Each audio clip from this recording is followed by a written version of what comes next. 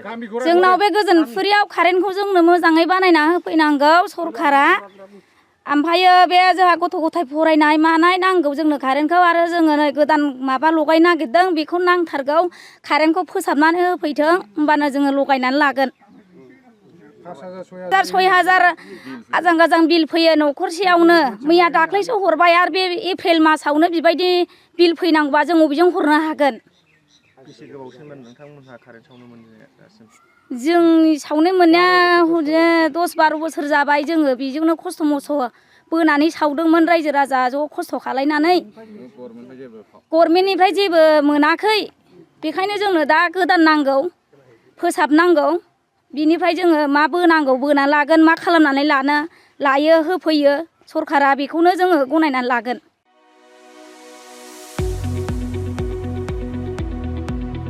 गुनगोनां सोलोंथाइ लानो गोसो गुदुं फरायसाफोरनि थाखाय गोजोनथाव खौरां क'क्राझारनि बालागाव सेन्ट आन्स कलेजाव 2025-26 बोसोरनि थाखाय गोदानै मुं थिसननाय हाबाफारिया जागायबाय HS थाखोआव आरो FYUG थाखोआव फरायसाफोरनि गोदानै मुं थिसननाया सोलिगासिनो दं क'क्राझारनि साहा बालागावआव थानाय सेन्ट आन्स कलेजनि HS थाखोआव कमार्स आरो आर्ट्स स्ट्रिमाव इंलिश मिडियामाव गोदानै मुं थिसननाया सोलिगासिनो दं आरो बेजों लोगोसे FYUG एबा 4-year आन्डार ग्रेजुएटनि थाखायबो कमार्स आरो आर्ट्सआव गोदानै मुं थिसननायाबो जागायबाय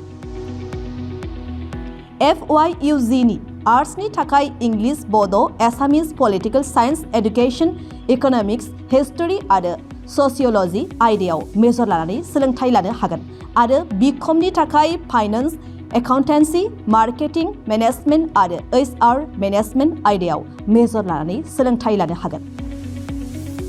गुनगोनां फोरोंगिरिफोरनि सोलोंथाइ होनायजों लोगोसे बेवहाय बायदि उफ्रा सोलोंथाइबो होनाय जायो जेरै computer class spoken English course आरो गुबुन सार्टिफिकेट कोर्सफोरनिबो सोलोंथाइ लानो खाबु होनाय जायो बे कलेजाव स्पर्ट्स फेसिलिटिज लाइब्रेरी फेसिलिटिज वाइफाइनि फोनांजाब राहाजों इन्टारेक्टिभनि राहा आरो smart board classroom air condition computer lab आरो बेजों लोगोसे माखासे फरायसाफोरनो रिमिडियल क्लासनिबो खाबु होनाय जायो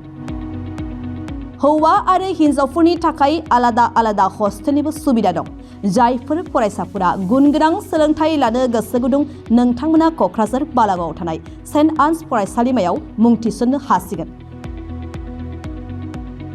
गोबाङै मिन्थिबावनो थाखाय नैबे जानबुं एबा कन्टेक्ट नं 6003786924 आव जगाजग खालामदो एबा सुलाद लाहरनो हागोन